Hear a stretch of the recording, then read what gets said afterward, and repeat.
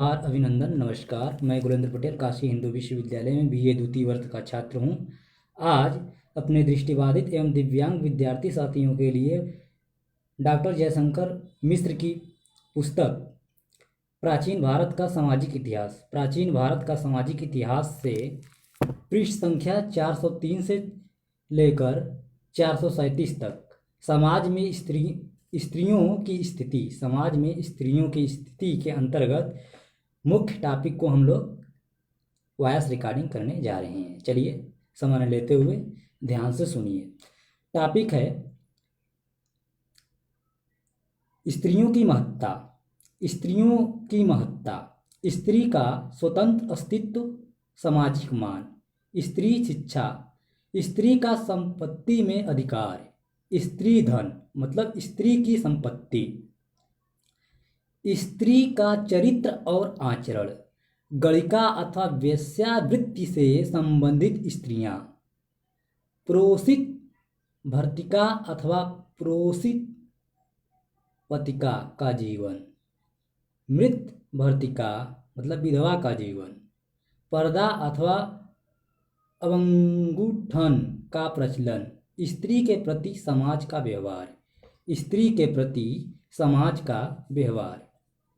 चलिए अब हम लोग पृष्ठ संख्या 403 पर चलते हैं, वहाँ से आगे बढ़ते हैं। तो हम लोग चले आए हैं पृष्ठ संख्या 403 पर।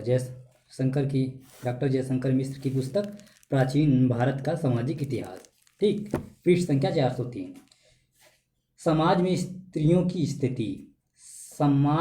की स्थिति के अंतर्गत हेडिंग स्त्रियों की महत्ता। भारतीय सामाजिक व्यवस्था में स्त्रियों का स्थान महत्वपूर्ण रहा है। हिंदू समाज में उनका सम्मान और आदर प्राचीन काल से आदर्शात्मक और मर्यादा युक्त था। उनकी व्यवस्था पुरुषों के सदृश थी। वे अपना मनोनुकूल आत्म विकास और उत्थान कर सकती थी। उन्हें विवाह, शिक्षा, संपत्ति आदि में अधिकार प्राप्त थे। कन्या के रूप में, पत्नी के रूप में तथा माँ के रूप में वे हिंदू परिवार और समाज में अद्वितीय थीं। उनके प्रति समाज की स्वाभाविक निष्ठा और श्रद्धा रही हैं। परिवार और समुदाय में उनके द्वारा कन्या, पत्नी, वधू और माँ के रूप में किए जाने वाले योगदान का सर्वदा महत्व और गौरव रहा है। भारतीय धर्मशास्त्र में नारी स्वतंत्र सर्वशक्ति संपन्न मतलब भारतीय धर्मशास्त्र में नारी सर्वशक्ति संपन्ना मानी गई तथा विद्याशील, ममता, यश और संपत्ति के प्रतीक समझी गई। गृह की सामग्री के रूप में उसे प्रतिष्ठापित किया गया तथा घर के अन्य सदस्यों को उसके शासन में रहने के लिए निर्देशित किया गया। शनै शनै समाज में उसका महत्व इतना अधिक बढ़ा कि उसके बिना अकेला पुरुष अपूर्ण और अधूरा समझा गया। पुरुष शब्द की निर्मिति स्त्री, संतान और व्यक्ति की समष्टि से मानी गई। शास्त्रकारों का कथन है कि केवल पुरुष कोई वस्तु नहीं, अर्थात वह अपूर्ण ही रहता है, किंतु स्त्री, स्नेह तथा संतान ये तीनों मिलकर ही पुरुष पूर्ण होता है और जो पति है वही स्त्री है।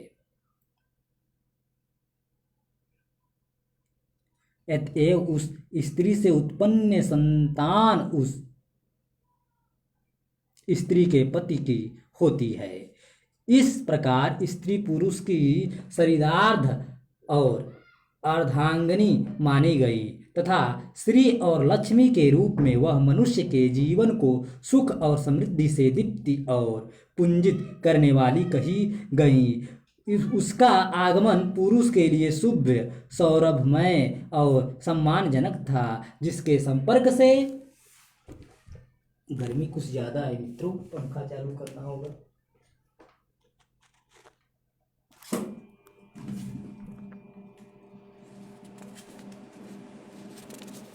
उसका व्यक्तित्व मुखर और सन्निविष्ट होता था। जब तक मनुष्य विवाहोपरांत भार्या की प्राप्ति नहीं कर लेता था, तब तक वह आधा ही कहा जाता था।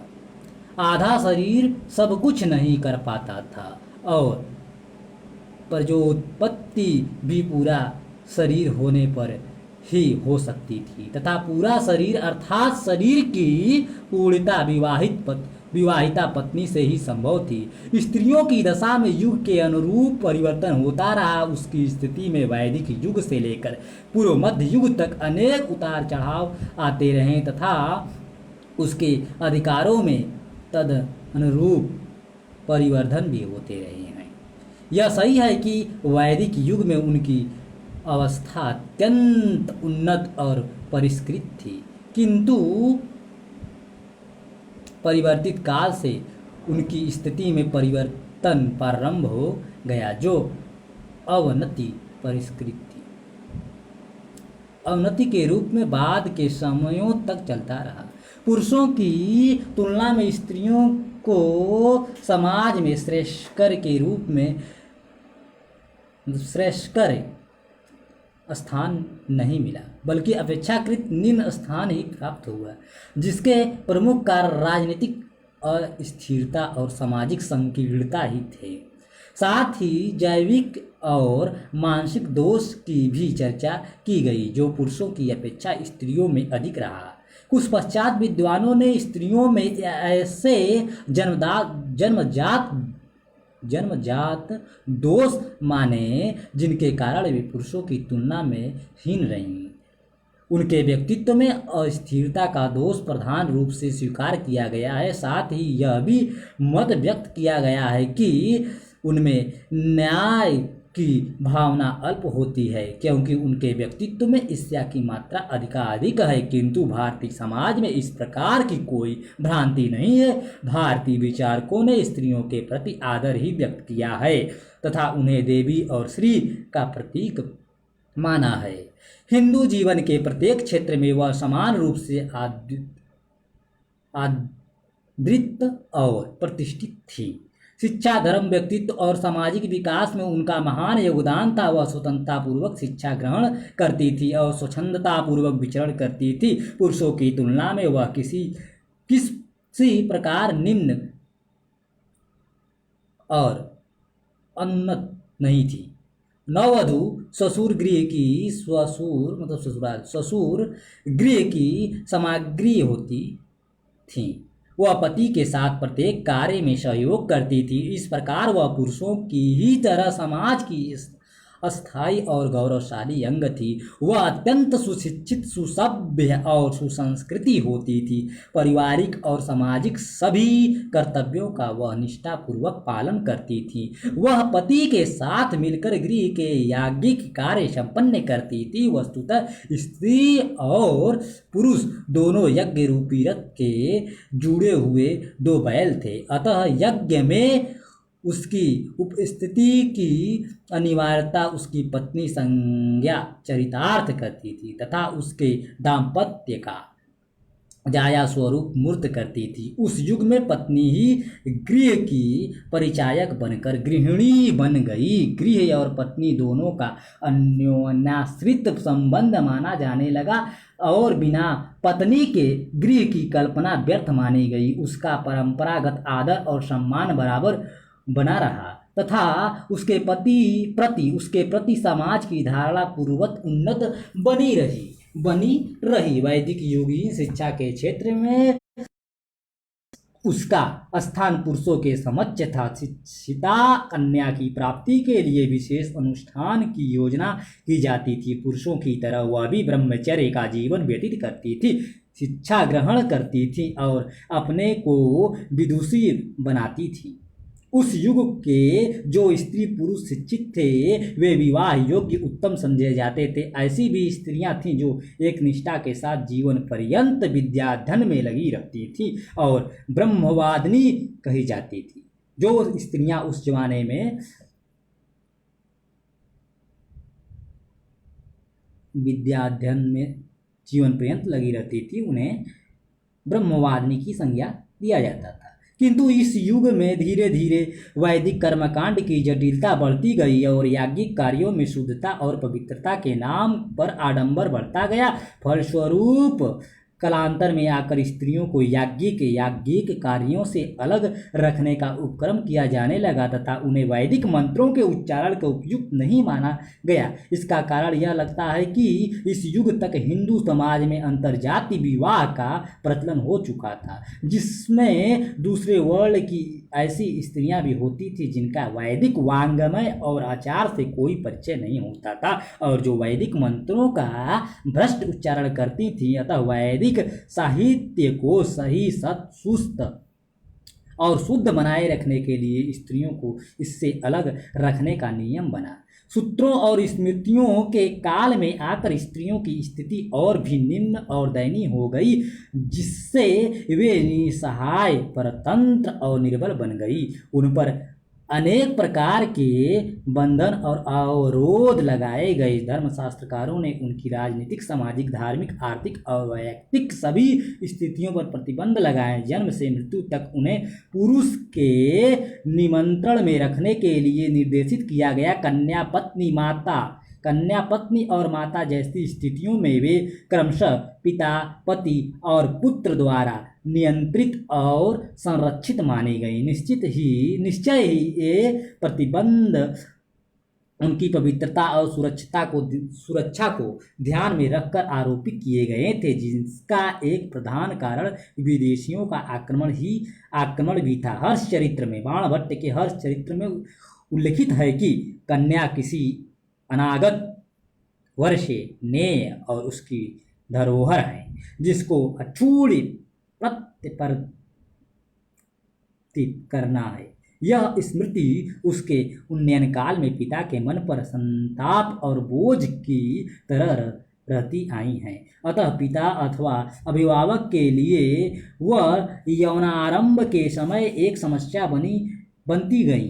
कन्या और पुत्र के आगमन में पुत्र का सर्वदा सौल्लास स्वागत किया गया तथा दोनों के समारोहों को आयोजन भिन्न भिन्न प्रकार के किए जाते रहे।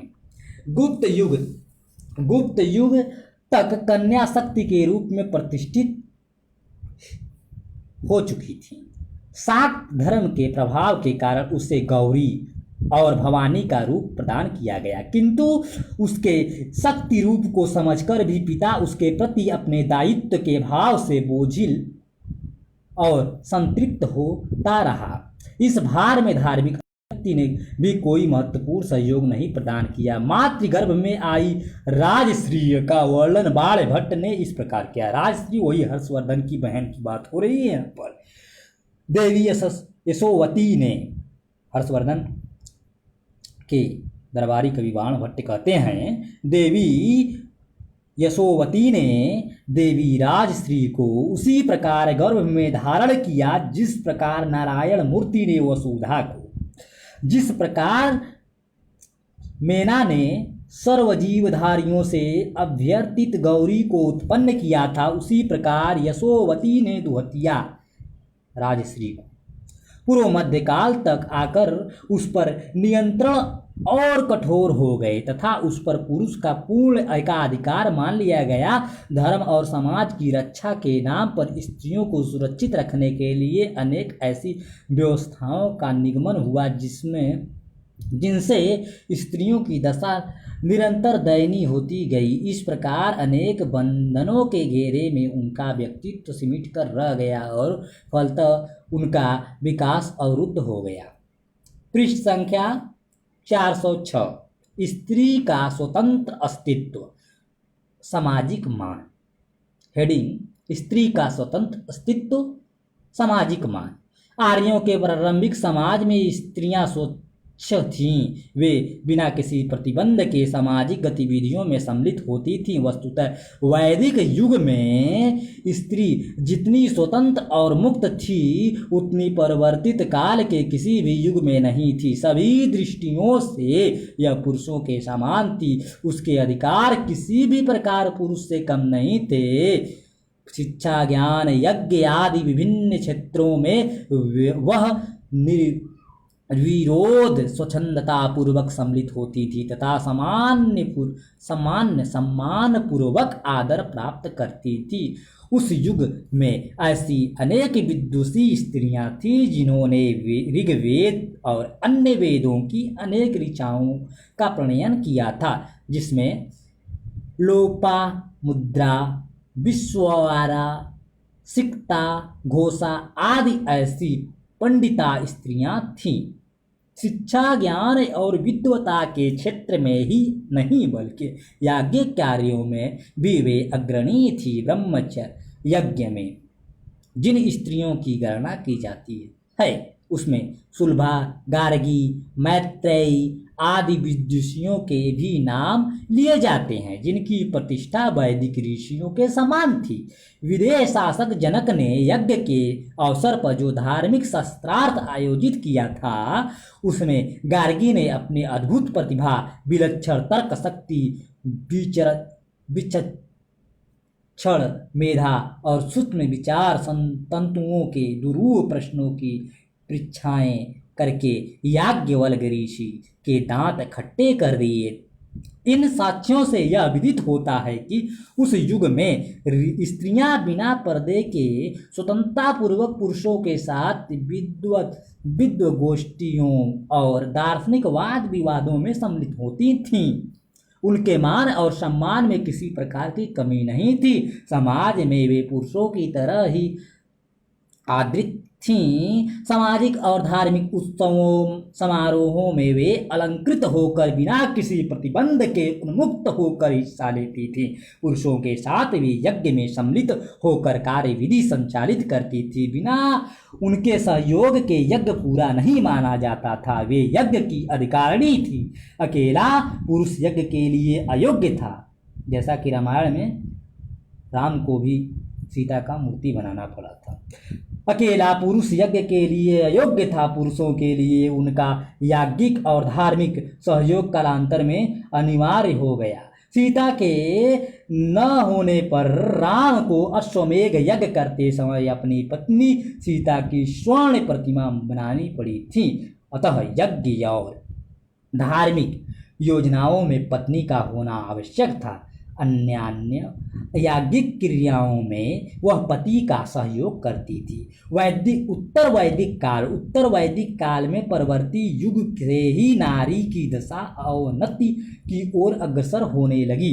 उसके सामाजिक और धार्मिक अधिकार तो अवश्य बने रहे, किंतु उसके वैयक्तिक गुणों के प्रति संदेह व्यक्त किया गया। उसके लिए निंदनीय शब्दों का प्रयोग होने लगा। उसे असत्यभाषी और अमृत कहा गया, मरा हुआ। उसके लिए भविष्यवाणी की गई कि अगर वह पति द्वारा धन देकर क्रय की जाती हैं तो वह पर पुरुष के साथ घूमती हैं। लगता है इस तरह का विवाह यदा कदा हुआ करता था, जो समाज में इस युग में निंदनीय माना गया।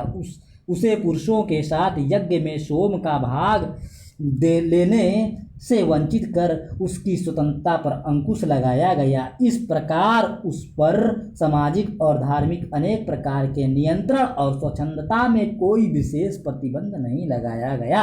सामाजिक उत्सवों और धार्मिक पर्वों पर स्त्रियां उन्मुक्त होकर सम्मिलित हुआ करती थीं। रामायण में सीता का विचरण तथा महाभारत में द्रौपदी का भ्रमण उनकी उन्मुक्तता और स्वच्छंदता व्यक्त करता है। सामाजिक और धार्मिक गतिविधियों में उनका महत्वपूर्ण योगदान था। उनके प्रति समाज की उदात्त भावना थी। महाभारत में भीष्म पितामह का कथन है कि स्त्री को सर्वदा पूज्य मानकर उससे स्नेह का व्यवहार करना चाहिए। जहाँ स्त्रियों का आदर होता है वहाँ देवताओं का निवास होता है और उनकी अनुपस्थिति में सभी पूर्ण कार्य अपवित्र हो जाते हैं। रामायण में भी सीता के लिए आदर और सम्मान की बातें कही गई हैं। स्त्रियों के विषय में युधिष्ठिर की जिज्ञासा का समाधान करते हुए भीष्म का यह मत है कि स्त्रियां स्वभावतः अपनी लिप्सा को दबा नहीं पाती, इसलिए सूत्रों और स्मृतियों के युग में स्त्री की दशा पूर्णतः पतोन्मुख हो गई। स्त्री के साथ भोजन करने वाला व्यक्ति घोषित किया गया तथा उस स्त्री की प्रशंसा की गई जो अप्रतिवादनी अर्थात प्रतिवाद न करने वाली थी। उसका स्वतंत्र अस्तित्व समाप्त हो गया तथा उसके शरीर पर उसके पति का स्वत्व माना गया।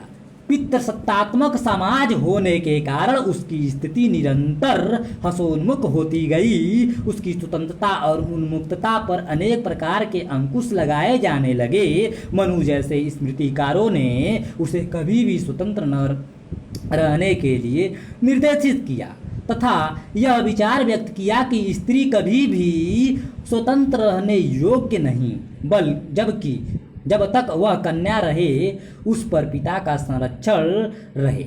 जब विवाह हो जाए तब उस पर भार्यता अर्थात पति का संरक्षण रहे और जब वह स्थविर वृद्धावस्था हो तब उस पर पुत्र का संरक्षण रहे।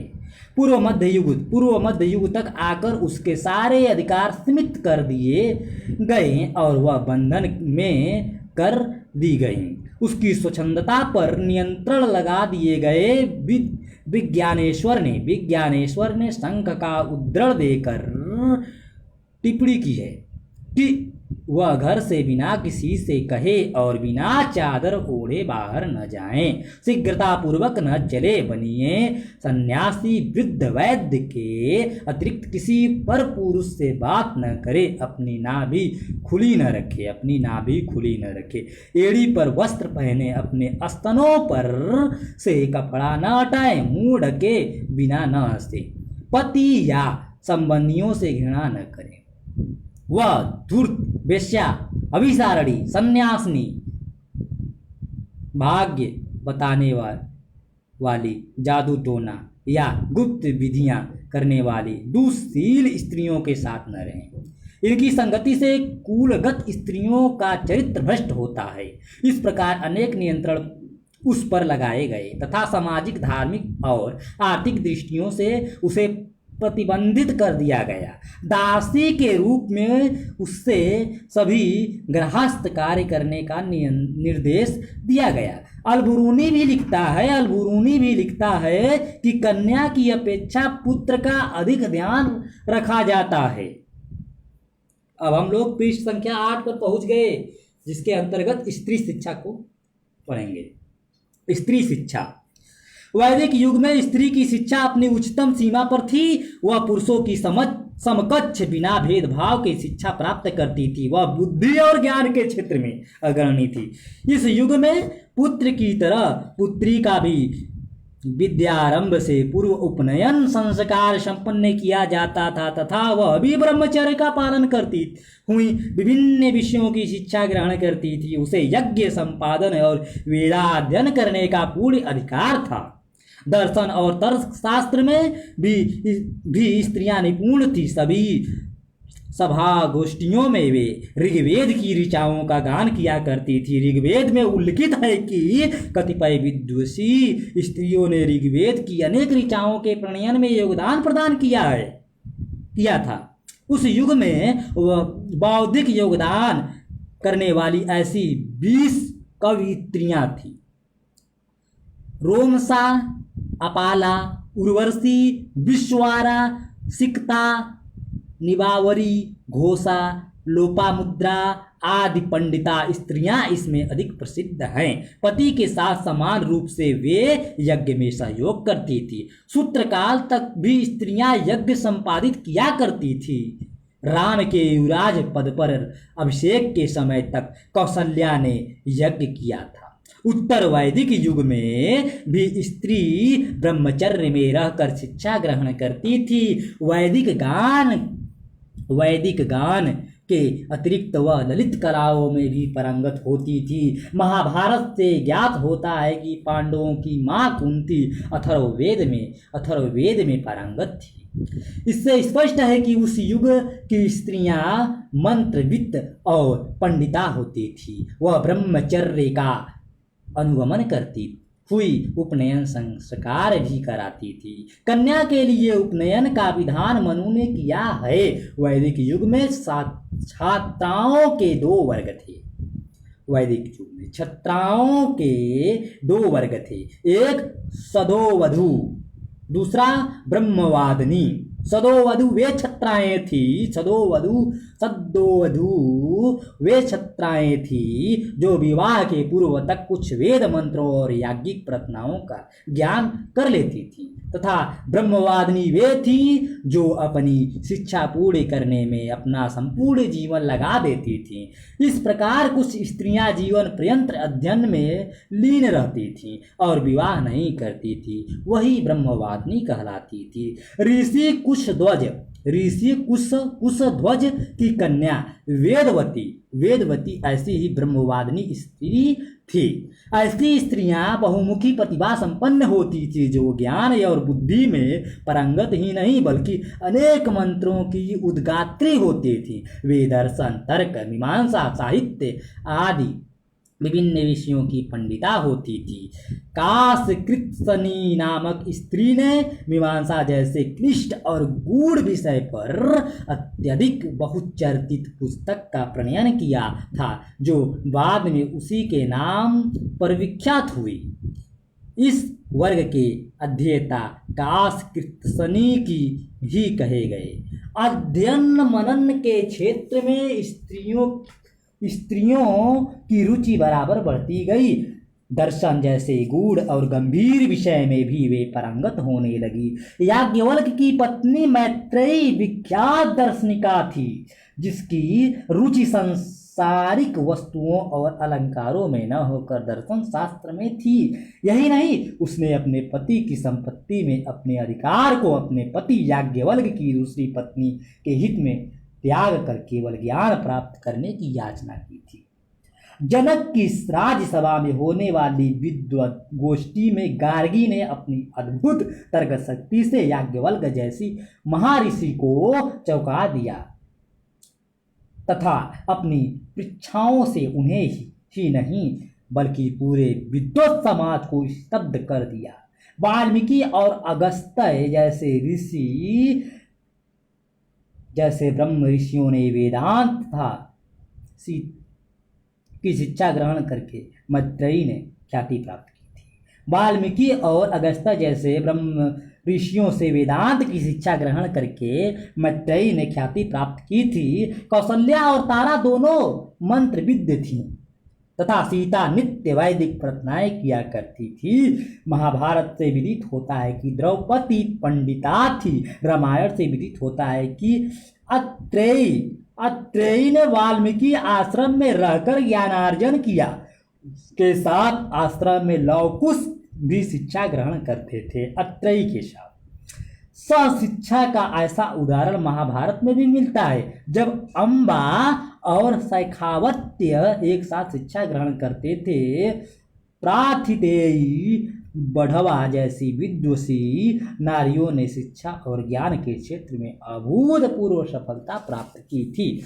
बौद्ध युग में स्त्रियां प्रायः शिक्षित और विद्वान हुआ करती थी। बौद्ध युग में विद्या, धर्म और दर्शन के प्रति उनकी अगाध रुचि होती थी। बौद्ध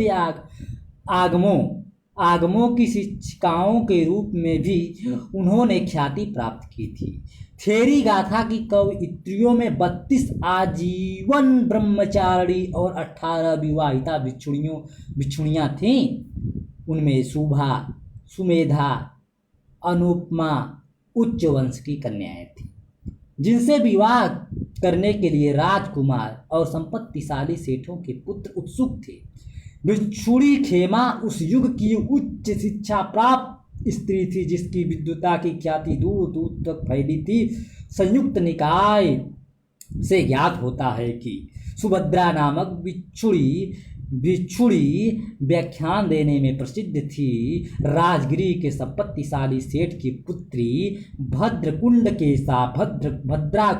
साथ अपनी विद्या और ज्ञान से सबको आकृष्ट करती थी। ये उद्धरण इस बात के प्रमाण हैं कि उस युग में साधारणतः स्त्रियां ज्ञान पिपासु थी तथा उसके अन्वेषण और प्राप्ति से में तल्लीन रहती थी। ब्रह्मचर्य का जीवन यापन करके वे अत्यंत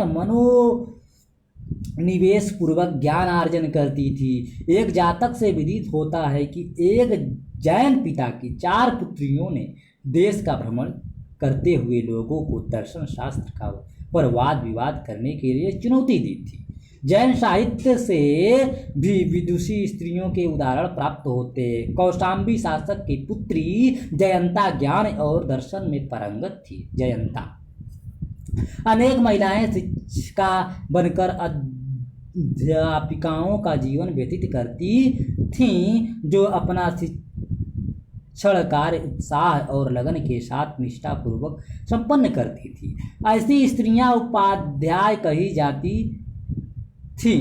ये उपाध्याय छात्राओं को पढ़ाया करती थी तथा उन्हें अत्यंत विषयों का ज्ञान प्राप्त कराती थी। अन्य मतलब विविध विषयों का। इनकी अलग अलग शिक्षाशालाएं हुआ करती थी जहां महिलाएं जाकर शिक्षा ग्रहण करती थी। ऐसी महिलाएं शिक्षण संस्थाओं का प्रबंध उपाध्याय ही करती थी। पाणिनि ने महिला शिक्षाशाला का उल्लेख किया है। यद्यपि उस युग में सशिक्षण का भी प्रचलन था, जो पूर्व वैदिक युग तक चला आ रहा था। पूर्व वैदिक युग से चला आ रहा था। छात्र छात्राएं एक साथ शिक्षा प्राप्त करती थी। वाल्मीकि आश्रम में आत्रेय ने लव और कुश के साथ शिक्षा ग्रहण करती थी। भूरी वसु और देवराट के साथ कामंदकी ने गुरुकुल में अध्ययन किया था, जहां विभिन्न दिशाओं में निवास करने वाले लोग आकर शिक्षा ग्रहण करते थे। पुराणों से विदित होता है कि नारी शिक्षा के 2 रूप थे, एक आध्यात्मिक और दूसरा व्यवहारिक। आध्यात्मिक ज्ञान में बृहस्पति, भागनी, भुवना, अपर्णा, एकपर्णा, कल्पाटला, मेना, धारणी, सन्नति, सतरूपा आदि कन्याओं के नाम का उल्लेख हुआ है, जो ब्रह्मवादिनी थी। उनके अतिरिक्त ऐसी कन्याओं का भी संदर्भ मिलता है जिन्होंने अपनी तपस्या से भविष्य की प्राप्ति की थी। उमा, पीवरी, धर्मव्रता जैसी अनेक कन्याओं ने अपनी तपस्या के बल पर मनोनुकूल वर पाया था। अतः आध्यात्मिक ज्ञान की अभिवृद्धि योग और तप पर भी निर्भर करती थी, जिसमें स्त्री का ब्रह्मचर्य, सदाचरणशील, सदाचार, सद्व्यवहार सन्निहित था। यही नहीं, गृह में निवास करती हुई कन्याएं गृहस्थिक शिक्षा से भी अवगत हुआ करती थी। पूर्व वैदिक का युगीन अपाला नामक कन्या अपने पिता के कृषि कार्य में सहयोग प्रदान करती थी। उस युग की अधिकांश कन्याएं गाय दूहना भी जानती थी, इसलिए कन्याओं को दुहिता भी कहा जाता था। वे सूत काटना, बुनना और वस्त्र सिलना भी जानती थी। ललित कलाओं में भी वे निपुण होती थी। वे कुशों की तरह तरह की टोकरियां भी उस जमाने में बनाया करती थी। वे कौशल पूर्वक नृत्य करती थी तथा ऋग्वेद की ऋचाओं का गान भी करती थी। उत्तर वैदिक कालीन व्यवहारिक शिक्षा में वे नृत्य, गान, चित्रकला आदि की भी शिक्षा ग्रहण करती थी। रामायण और महाभारत में स्त्रियों के नृत्य, गान और संगीत के अनेक विवरण मिलते हैं। वस्तुतः नृत्य और गीत में स्त्रियों की सदा से रुचि रही। तिन्नपुर की स्त्रियां अपनी भाव भंगिमाओं से लोगों को प्रफुल्लित करती थी तथा आकर्षण का वातावरण निर्मित और सुंदरता का केंद्र बिंदु थी। चित्रकला का समुचित विकास तब तक हो चुका था। सुस्त रेखांकन, रंगों का अपेक्षित प्रयोग तथा आकृति का अभिव्यक्तिकरण चित्रकला के प्रधान आधार थे। इस संबंध में अनेक पौराणिक संदर्भ मिलते हैं। बाणासुर के मंत्री कुष्मांड की कन्या की सखी चित्रलेखा से चित्रपट पर अनेक देवों, गंधर्वों और मनुष्यों की आकृति का अंकन किया था। जिसमें अनिरुद्ध का भी चित्राकर्षक चित्र था। दूसरी सदी के पूर्व तक स्त्री का उपनयन व्यवहार बंद हो चुका था। विवाह के अवसर पर ही उसका उपनयन संस्कार सम्मान कर दिया जाता था। इस संबंध में मनु का कथन है कि पति ही कन्या का आचार्य, विवाह ही उसका उपनयन संस्कार, पति की सेवा ही उसका आश्रम निवास और गृहस्थी के कार्य ही दैनिक धार्मिक अनुष्ठान थे। स्मृतिकारों ने व्यवस्था दी कि बालिकाओं के उपनयन में वैदिक मंत्र नहीं पढ़ना चाहिए। कालांतर में शूद्रों की ही तरह वेदों के पठन पाठन और यज्ञों में सम्मिलित होने के अधिकार से भी वंचित कर दी गई। वस्तुतः शिक्षण संस्थाओं और गुरुकुलों में जाकर ज्ञान प्राप्त करना कन्या के लिए अति की बात हो गई थी। वह केवल माता पिता भाई बंधु आदि से अपने घर पर ही शिक्षा प्राप्त कर सकती थी। परवर्ती भाष्यकार मेधातीत विश्वरूप और अपारार्क की भी यही व्यवस्था है। पूर्व मध्य युग तक आकर नारी शिक्षा का प्रसार अवरुद्ध हो चुका था, किंतु अभिजात वर्ग में सुसंस्कृति और सुबोध स्त्रियों की कमी नहीं थी। वे प्राकृत और संस्कृत में दक्ष होती थी। काव्य, संगीत, नृत्य, वाद्य और चित्रकला में भी वे प्रवीण होती थी। राजश्री के लिए बाण भट्ट ने हर चरित्र में लिखा है कि वह नृत्य गीत आदि में विदग्ध सखियों के बीच सकल कलाओं का प्रतिदिन अधिकाधिक परिचय प्राप्त करती हुई सनय सनय बढ़ रही थी। गाथा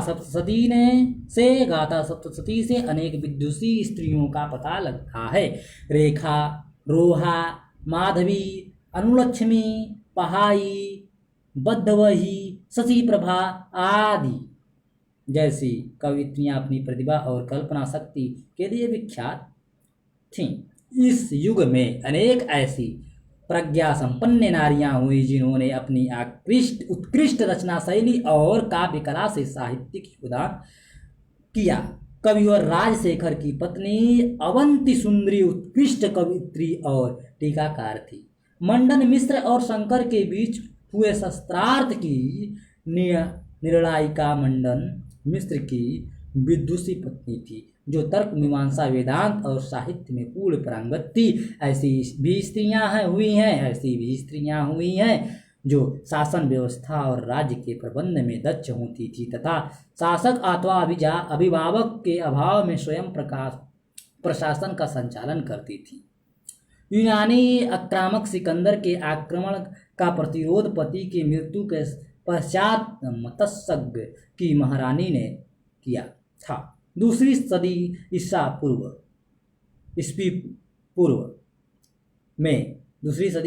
में आंध्र सातवाहन वंशी राजमाता नयनिका ने अपने अल्पवयस्क पुत्र का संरक्षण करते हुए स्वयं प्रशासन का भार संभाला था। इसी प्रकार वाकाटक वंश की रानी और गुप्त वंशी सम्राट चंद्रगुप्त द्वितीय विक्रमादित्य की पुत्री विक्रमादित्य की पुत्री प्रभावती गुप्ता चौथी सदी में प्रभावती गुप्ता ने अपने पति की मृत्यु के पश्चात अपने 2 अल्पवयस्क पुत्रों के साथ स्वयं शासन किया था। कश्मीर की सुगंध और दिद्दा का नाम तो आप लोग सुना ही होगा। कश्मीर की सुगंध और दिद्दा नामक रानियां अपने शासन और राज्य कार्य के लिए विख्यात थी। अक्का देवी और भल्ला देवी जैसी गुजरात की चालुक्य वंशी रानियों ने अपने राज का प्रशासन निष्ठापूर्वक किया था। इन विवरणों से प्रकट है कि महिलाएं समय पड़ने पर राज्य के संचालन में भी अग्रणी रहती थीं तथा अपनी अनुपम बुद्धिमत्ता और कुशलता से अपने राज्य का प्रशासन करती थीं। स्त्री का संपत्ति में अधिकार, पृष्ठ संख्या 413। स्त्री का संपत्ति में अधिकार, ठीक टॉपिक है।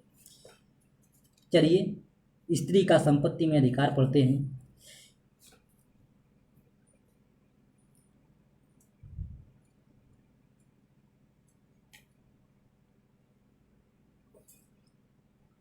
स्त्री का संपत्ति में अधिकार।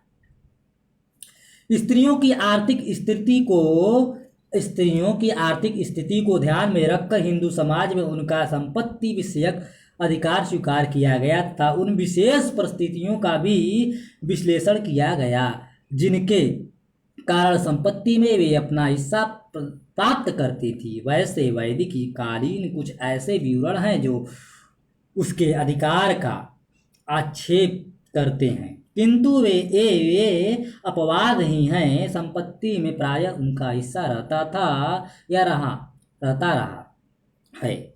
परिवार में वह पुत्र से किसी प्रकार कम नहीं समझी जाती रही। दत्तक पुत्र से श्रेष्ठ पुत्री समझी जाती थी। अपने भाई के न रहने पर वह अपने पिता की संपत्ति की उत्तराधिकारी मानी जाती थी। अतः वैदिक युग में स्त्री का संपत्ति में अधिकार स्वीकार किया जाता था।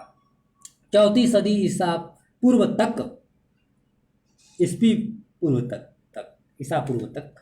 यह व्यवस्था समाज में प्रचलित थी, किंतु 2री सदी ईसा पूर्व में आकर स्त्री शिक्षा पर अनेक प्रतिबंध लग गए, जिनके कारण स्त्री का संपत्ति विषयक अधिकार भी क्षतिग्रस्त हुआ।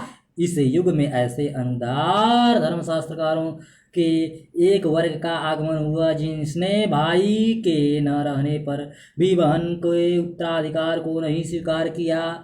आप स्तंभ ने यह व्यवस्था दी कि उत्तराधिकार के अभाव में जब सपिंड या गुरु या शिष्य कोई न हो तो तब पुत्री उत्तराधिकारी हो सकती है। यद्यपि उसने पुत्री को उत्तराधिकारी न स्वीकार करके सारी संपत्ति धर्म कार्य में लगा देने के लिए निर्देश दिया है। वशिष्ठ, गौतम और मनु ने भी उत्तराधिकारी के रूप में पुत्री का कहीं नाम नहीं लिया है। इन व्यवस्थाकारों ने संपत्ति में पुत्री के अधिकार और उसके उत्तराधिकारी के अधिकार को नहीं स्वीकार किया है, परंतु इसके विपरीत दूसरे शास्त्रकारों ने अत्यंत उदारता पूर्वक पुत्री के उत्तराधिकारी होने के मत का प्रतिपादन किया है। महाभारत में उसके इस स्वत्व को पुत्र के समकक्ष स्वीकार किया गया है और यह कहा गया है कि अगर अभ्रातिका को पूरी संपत्ति नहीं मिलती तो आदि अवश्य मिलनी चाहिए। कौटिल्य ने भी पुत्री के प्रति सदा सहायता दर्शित करते हुए अभ्रातृ कन्या को उत्तराधिकारी घोषित किया है, चाहे उसे कम ही हिस्सा क्यों न मिले। याज्ञवल्क्य ने दृढ़तापूर्वक पुत्री के हित में अपना विचार प्रकट किया है तथा यह निर्देश दिया है कि पुत्र और विधवा के अभाव में पुत्री ही उत्तराधिकारी है। बृहस्पति और नारद ने यह तर्क प्रस्तुत किया है कि क्या पुत्री अपने पिता की पुत्र के समान संतान नहीं, फिर पुत्र के न होने पर उसके उत्तराधिकारी को कैसे अस्वीकार किया जा सकता है। इस आधार पर कात्यायन जैसे व्यवस्थाकारों ने अपने विचारों का विकास किया तथा पुत्र के अभाव में पुत्री के उत्तराधिकारी होने का मत प्रतिपादित किया है। अलबरूनी ने भी पुत्र के अभाव में पिता के संपत्ति में पुत्री के उत्तराधिकारी होने के नियम की पुष्टि की है। कन्या के पुत्र के हिस्से का चौथाई पाने की संतुति जी मुतवाहन और विज्ञानेश्वर दोनों शास्त्रकारों ने की है तथा यह स्पष्ट कर दिया है कि कन्या का परिवार में अधिकार स्थान है। निश्चय ही पुत्र के रहते हुए कन्या का संपत्ति में अधिकार वैदिक काल से रहा है तथा परवर्ती धर्मशास्त्रकारों ने भी इसे स्वीकार किया है। विष्णु और नारद ने कन्या के हिस्से का समर्थन तो किया है, किंतु उसके द्वारा अपने हिस्से को ले जाने का अनुमोदन नहीं किया है। नारद का भी मत है कि कन्या का उतना ही हिस्सा प्राप्त उतना ही हिस्सा कन्या प्राप्त करे जितना उसके अविवाहित रहने तक व्यय होता है। पिता के दिवंगत हो जाने पर कन्या का विवाह करना पुत्र का परम कर्तव्य हो जाता है तथा अपने हिस्से का 1/4 विवाह कार्य में व्यय करना कर सकता है। अगर बहन के विवाह में किसी प्रकार की कठिनाई थी तो भाई का यह कर्तव्य था कि वह अपने ही हिस्से जितना बहन के विवाह में व्यय करता था अथवा अपनी संपत्ति में से विवाह का समस्त व्यय करता था। इसके साथ ही यह भी निर्देश किया गया है कि अगर परिवार की संपत्ति अधिक है तथा विवाह में कम व्यय हुआ है तो शेष संपत्ति को कन्या के अपने साथ नहीं ले जा सकती थी। कन्या अपने साथ नहीं ले जा सकती थी, भाई को दे देती थी। विधवा का संपत्ति में अधिकार माना गया है। यद्यपि वैदिक साक्ष्य इसके विरुद्ध है। संहिता और ब्राह्मण ग्रंथों में पति मृत्यु तक विवाह के अधिकार को स्वीकार किया गया है। परवर्ती काल में विधवा के अधिकार को समाज में स्वीकृति मिली तथा पति की मृत्यु के बाद प्रायः विधवा की संपत्ति की उत्तराधिकारी होती थी। 3री सदी ईसा पूर्व तक विध संबंधी अधिकार को नहीं स्वीकार किया है। विधवा के संपत्ति विषयक अधिकार को मान्यता नहीं मिली थी। आप स्तंभ ने विधवा के संपत्ति संबंधित अधिकार को स्वीकार नहीं किया है तथा यह मत व्यक्त किया है कि व्यक्ति की मृत्यु के बाद पुत्र के अभाव में उसका उत्तराधिकारी सपिंड व्यक्ति होता था। इसके न रहने पर मृत व्यक्ति का आचार्य या उसके न रहने पर उसका अंतवासी संपत्ति का अधिकार होता था। मनु के अनुसार पुत्र के अभाव में पुरुष के धन का भागी पिता का भाई या पिता था। अगर ऐसा कोई उत्तराधिकारी नहीं था तो सब पिंडों में निकट संबंधी मृतक के धन का भागी तथा इसके अभाव में क्रमशः समानोदक सजाति आचार्य तथा शिष्य मृत व्यक्ति के धन का भागीदार था। मनु के मत का भाष्य करते हुए मेधातित ने लिखा है कि संपत्ति में विधवा कहीं भागीदारी नहीं होती।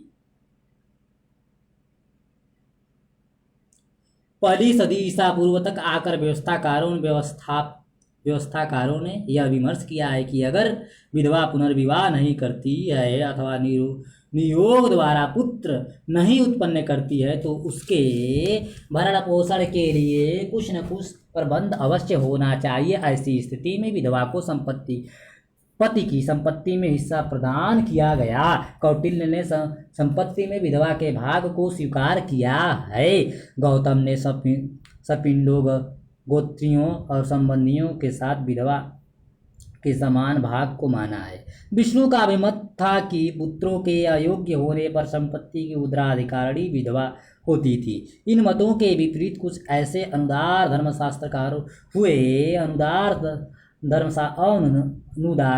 धर्मशास्त्रकार हुए जिन्होंने मृत पति की भाग को स्वीकार नहीं किया। नारद, कात्यायन और भोज ऐसे ही थे धर्मशास्त्रकार। नारद ने उत्तराधिकार के अभाव में मृत व्यक्ति की संपत्ति पर राज्य के अधिकार को स्वीकार किया है तथा विधवा को केवल भरण पोषण के लिए धन प्रदान करने का निर्देश दिया है। किंतु दाय भाग और मिताक्षरा के अनुसार मृत पति के संपूर्ण धन को पुत्र के अभाव में विधवा प्राप्त करती रही है। इस प्रकार ऐसे विचारकों का वर्ग विकसित हुआ जिसने नारी के समान अधिकार का प्रतिपादन तथा उसकी आर्थिक स्थिति का आकलन किया। नारी के समान अधिकार की पुष्टि करने वाले ऐसे शास्त्रकारों ने नारी के प्रति अत्यंत उदार और संवेदनशील मत की अभिव्यंजना की। पुरुषों की तुलना में नारी के संपत्ति विषयक अधिकार में किसी प्रकार की निम्न दृष्टि ऐसे विचारकों ने नहीं प्रदर्शित की। पूर्व मध्य युग में निश्चय ही स्त्री के प्रति सहानुभूति और स्नेह का वातावरण निर्मित दिखता है, विशेषकर उसके आर्थिक जीवन को अधिक सुगम और सुघर बनाने के विचार से शास्त्रकारों ने संपत्ति में उसके अधिकार को स्वीकार किया। स्त्रियों में विधवा का जीवन कठोर और निर्ममता पर आधारित था, इसलिए उदार विचारकों ने उसके संपत्ति विषयक भाग को स्वीकार किया और तत्संबंधित तर्क प्रस्तुत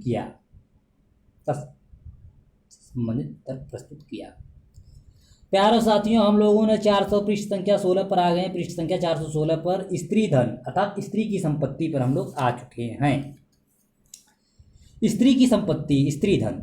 अधिकांश हिंदू व्यवस्थाकारों ने स्त्री धन के अंतर्गत नारी की विभिन्न संपत्ति का उल्लेख किया है। स्त्री की अपनी स्वयं की संपत्ति जिस पर उसका पूर्ण स्वत्व होता है वह स्त्री धन कहा जाता है। मनु के मतानुसार वैवाहिक अग्नि के सम्मुख जो कुछ कन्या को दिया जाता था, जो कन्या को पति गृह जाते समय मिलता था या मिलता है, जो स्नेह वश उसे दिया जाता था, जो माता पिता और भाई से मिलता है, वह सब स्त्री का धन है, जिसके 6 प्रकार हैं। भाष्यकार विज्ञानेश्वर ने भी स्त्री धन को कम से कम 6 प्रकार का माना है।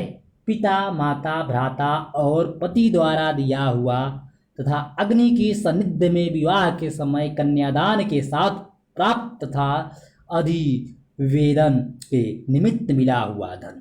यही नहीं, विवाह होने के पश्चात प्रीतिपूर्वक सास, ससुर आदि से पादव वंदन आदि प्रार्थना में स्त्री को जो प्राप्त होता था वह भी स्त्री धन था। संपत्ति विभाजन के समय पत्नी तथा माता का पुत्र के समान अंश, भाइयों के अंश के चतुर्थ अंश आदि को भी अपरार ने स्त्री धन के अंतर्गत उल्लेखित किया है। वस्तु पति द्वारा स्त्री को दी गई उत्तराधिकार में उसे मिली हुई आदि संपत्ति स्त्री का धन थी। आसुर विवाह में अभिभावक द्वारा कन्या के निमित्त जो धन दिया जाता था वह भी स्त्री धन के अंतर्गत आता था। समय समय स्त्री धन के घेरे में और संपत्ति आने लगी तथा पति की संपूर्ण संपत्ति भी स्त्री धन में समाविष्ट हो गई। थेरी गाथा से विदित होता है कि धर्म भिन्नता को उसके पति ने यह निर्देश दिया था कि अपने माता पिता के यहाँ जाते समय जो भी धन वह ले जाना चाहे ले जाए। इससे यह स्पष्ट होता है कि परिवार की संपूर्ण संपत्ति में स्त्री का भाग होता था और वह अपनी इच्छा अनुसार उसमें से अपने पास रख सकती थी। यही नहीं, पति के मरने के पश्चात नारी को उसके स्त्री धन से वंचित न करने का मनु द्वारा निर्देश दिया गया है। स्त्री धन के अंतर्गत परिवार की भूमि के अतिरिक्त उसके मूल्यवान वस्त्राभूषण भी होते थे जिसका वह स्वयं उपभोग करती थी। कात्यायन ने स्त्री के स्वामित्व और उसके स्वत्व का प्रतिपादन किया है और यह मत अभिव्यक्त किया है कि स्त्री अपने स्त्री धन के साथ अचल संपत्ति को बंधक रख सकती थी अथवा बेच सकती थी। मिताक्षरा और दायभाग दोनों ने कात्यायन द्वारा विवृत स्त्री धन की सूची देते हुए उसका विमर्श किया है। पिता, माता, पति तथा भाई से जो धन प्राप्त हो विवाह काल में अग्नि के सम्मुख मातूल आदि द्वारा धन प्राप्त हो अधिवेदन के निमित्त अधिविन्न स्त्री के पति द्वारा दिया हुआ धन आदि शब्दों से ज्ञात होता है कि रिक्त उत्तराधिकार क्रय संविभाग पति द्वारा दिया हुआ धन आदि शब्दों से स्त्री धन थे। आदि शब्दों से ज्ञात होता है ये सब स्त्री धन थे। जीवमुतवाहन ने दाय भाग में कात्यायन का मत उद्धृत किया है। जीवमुतवाहन ने दाय भाग में त्यायन का मत उद्धृत किया है, जिसके अनुसार सौदायिक मतलब स्नेहियों से प्राप्त धन, सौदायिक अर्थात स्नेहियों से प्राप्त धन पर स्त्रियों का स्वतंत्र आविष्ट है, मतलब अधिकार है, क्योंकि यह इसलिए मिलता है कि वे अपना उपजीवन मतलब सहायता या पोषण कर सकें और निसंग कठोर या दयनीय अवस्था को न प्राप्त हो। इच्छा अनुसार स्थावर संपत्ति का भी वह विक्रय दान कर सकती थी। वृद्धाय को पति के मरने पर ही अपनी इच्छा अनुसार काम में ला सकती हैं। उसके जीवन काल में उसको सुरक्षित रखना पड़ता है, अथवा वह उसके कुल पर व्यय कर सकती हैं। सामुदायिक स्त्री धन के ग्रहण अथवा दान में पति, पुत्र, पिता, भाई किसी को अधिकार नहीं है। धर्मशास्त्रकारों ने स्त्री धन के उपयोग पर प्रायः प्रतिबंध लगाया है तथा किन्हीं विशेष स्थितियों में ही पति द्वारा उसके उपयोग पर अनुमति दी है। पति स्त्री धन का केवल उसी अवस्था में उपयोग कर सकती थी या कर सकता था जब वह दुर्भिक्ष, धर्मकाय, व्याधि अथवा जेल जाने की स्थिति में होता था।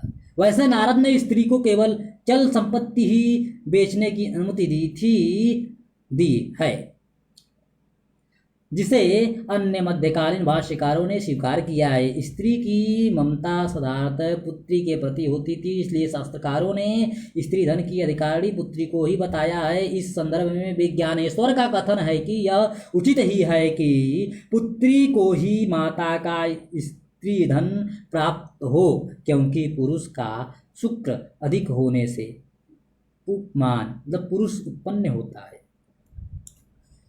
स्त्री का रज अधिक होने से पुत्री। अतः कन्या में स्त्री के अवयव अधिक होने के कारण मातृधन उसको प्राप्त होता है। पुत्र में पुरुष का अवयव अधिक होने से पितृधन पुत्र को मिलता है। पराशर ने भी लिखा है कि अप्रदता मतलब अविवाहिता कन्याओं को ही स्त्री धन मिलना चाहिए, पुत्र को नहीं। यदि कन्याएं विवाहित हों तो उसको समान भाग में मिलना चाहिए, किंतु मिताक्षरा के अनुसार दोषपूर्ण और अवगुण युक्त कन्याओं को स्त्री धन न देने का विधान शास्त्रकारों ने किया है। अपचार क्रिया युक्त निर्लज्जा अर्थनाशिनी तथा व्यभिचारी स्त्री का स्त्री धन पर अधिकार नहीं होता था। किंतु हिंदू समाज में स्त्री धन नारी की सामाजिक और आर्थिक दशा की ओर इंगित करता है, जो उसकी विभिन्न अवस्थाओं से आबद्ध है। यह सही है कि स्त्री के अधिकार को लेकर धर्मशास्त्रकारों में मतभेद रहा है। परिणाम स्वरूप उसके दो वर्ग बन गए, एक उदार और दूसरा अनुदार। स्त्री के विपत्ति काल दुर्दिन में जब उसके सारे संबंधी और सहायक किनारा खींच लेते हैं, तब उसके जीवन का संचालन उसके स्त्री धन से ही हो सकता है। प्रायः देखा जा सकता है कि पति और पिता के न होने पर स्त्री का जीवन यापन कठिन हो जाता है। उसे अपना जीवन चलाने के लिए अर्थ संपत्ति की आवश्यकता पड़ती है, जिसकी पूर्ति धन से ही हो सकती है। अतः उन अनेक उदार चेता व्यवस्थाकारों ने नारी को पुरुषों के समान अधिकार प्रदान करते हुए उसके अधिकार को स्वीकार किया है। ऊपर के विश्लेषण से यह पूर्णतः स्पष्ट हो जाता है कि नारी की संपत्ति में अधिकार विवादग्रस्त था। प्राचीन की अपेक्षा पूर्व मध्ययुगीन भाष्यकार तथा शास्त्रकार इस संबंध में अधिक तर्कशील और उदार थे, जिन्होंने नारी के अन्य अधिकारों को मतलब अधिकाधिक अधिकारों को अत्यंत सहज भाव से स्वीकार किया है। प्यारे साथियों, अब हम लोग पृष्ठ संख्या 419 पर स्त्री का चरित्र और आचरण का अध्ययन करेंगे। चलिए इसका स्त्री का चरित्र और आचरण पृष्ठ संख्या 419 से हम लोग आगे अगले लाइव रिकॉर्डिंग में अध्ययन करेंगे। तो आप सभी अन्य साथियों से साहित्यिक सहृदय सविनय निवेदन है कि यह रिकॉर्डिंग मैं अपने दिव्यांग एवं दृष्टिबाधित विद्यार्थी सहपाठी साथियों के लिए कर रहा हूँ। तो कृपया आपकी नज़र में कोई भी सहपाठी साथी आपका हो दृष्टिबाधित, तो कृपया आप उन्हें अवश्य शेयर करें, दिव्यांग साथियों को यह रिकॉर्डिंग अवश्य शेयर करें। बहुत बहुत धन्यवाद, आत्मीय धन्यवाद।